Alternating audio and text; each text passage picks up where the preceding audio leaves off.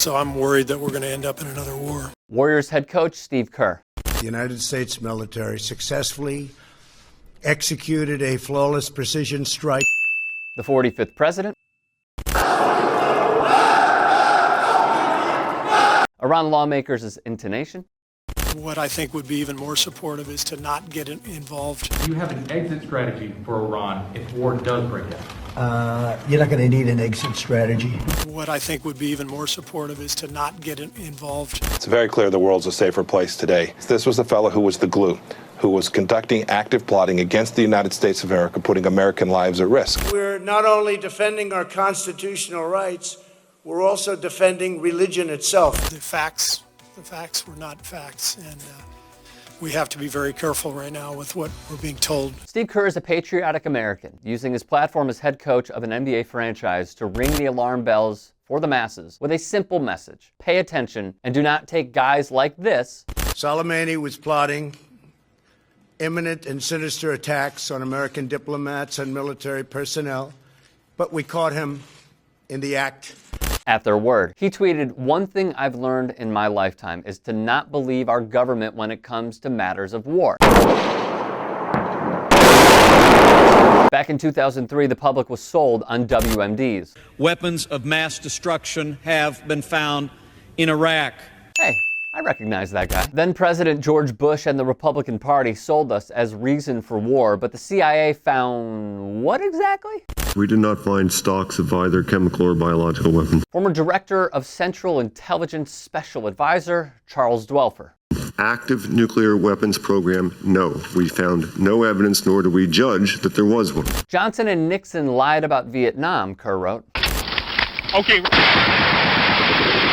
March of 1965, the Americans touched down in Vietnam. The Gulf of Tonkin was the prelude. August of 64, a vessel named the USS Maddox was intentionally stationed in a spot by President Lyndon B. Johnson in the Gulf of Tonkin off the coast of North Vietnam to deliberately provoke the North Vietnamese to respond with force, which they did. The Maddox made it out safe. However, 2 days later, LBJ claimed it had been attacked again. Pilot James Stockdale said, "Our destroyers were just shooting at phantom targets. Nothing there but black water and American firepower." LBJ, soon up for election and an approval rating at 42, urged Congress to pass a resolution, which they did, allowing him to take all necessary measures to protect U.S. forces in Vietnam. Over 3 million Vietnamese and 58,000 Americans would die, but LBJ's approval rating would soar to 72% and conquer the electorate with VP Hubert Humphrey of 1964. In 68, peace talks were heating up, and Nixon knew for war to cease, his opponent Hubert Humphrey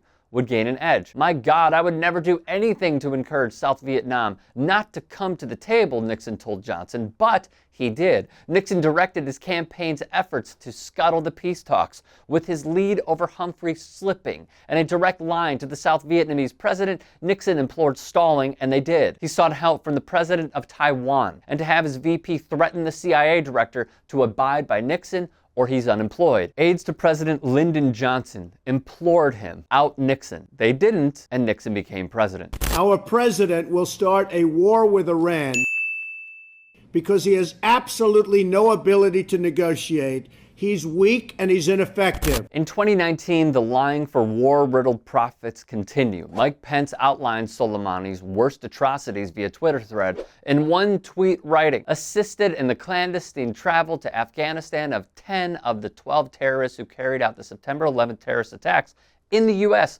Activist Charlotte Clymer, who fought in wars and saw firsthand the destruction these wars place on civilians, families, and regions of the world for decades and decades to come, dispelled the VP's inaccuracies piece by piece." War. What is it good for? I'll tell you.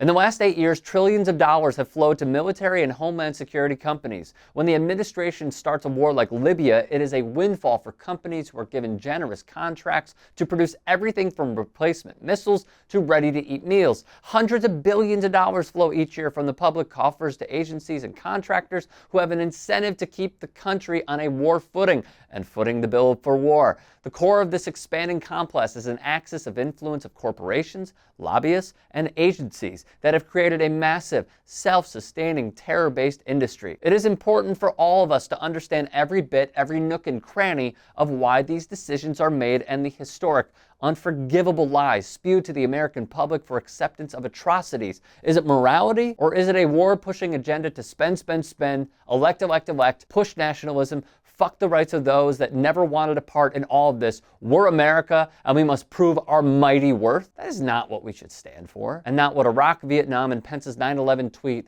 have proven. We have to be very careful right now with what we're being told, and if we're led into another war, the implications for so many families, so many people are so drastic that we all need to understand what's happening and support our troops by making sure we press our government to do the right thing. If you'd like to hear more thought-provoking content like TYT Sports on Facebook, and to help in my journey to keep media independent, go to tyt.com/Rick.